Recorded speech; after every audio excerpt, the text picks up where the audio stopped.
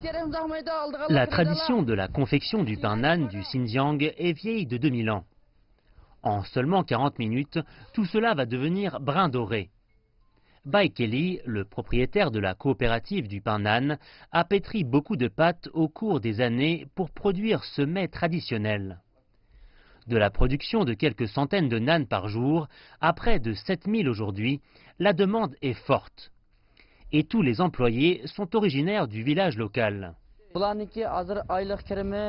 salaire moyen est de 2000 à 5000 yuan par mois, soit bien en dessous de 1000 dollars américains. Je veux aider les gens à sortir de la pauvreté, donc j'ai fondé cette coopérative. Nous vivons dans un Xinjiang très stable et très harmonieux. Plus de touristes, cela signifie plus d'argent pour nous. Je remercie l'État et le gouvernement pour adopter de bonnes politiques qui nous aident. Le vieil atelier s'est transformé en une coopérative de pain nan. C'est une des nourritures les plus appréciées des locaux comme des touristes. Le prochain objectif de l'atelier, bâtir la marque et étendre son marché à d'autres pays de la ceinture et la route.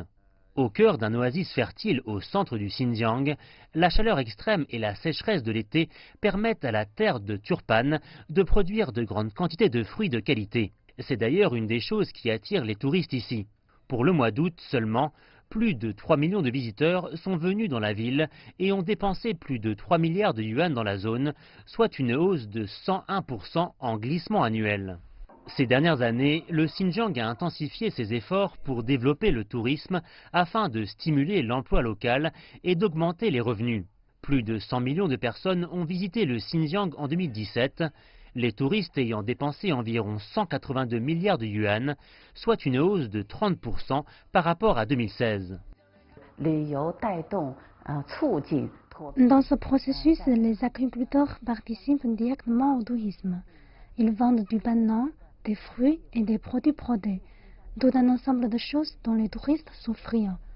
La hausse des échanges a favorisé les affaires et a apporté une compréhension nouvelle. Beaucoup disent que la Chine est le pays le plus sûr, et bien le Xinjiang est aussi un lieu sûr. L'an dernier, près de 318 000 personnes ont été extraites de la pauvreté au Xinjiang et 19 provinces et villes ont investi environ 7,5 milliards de yuan dans la région.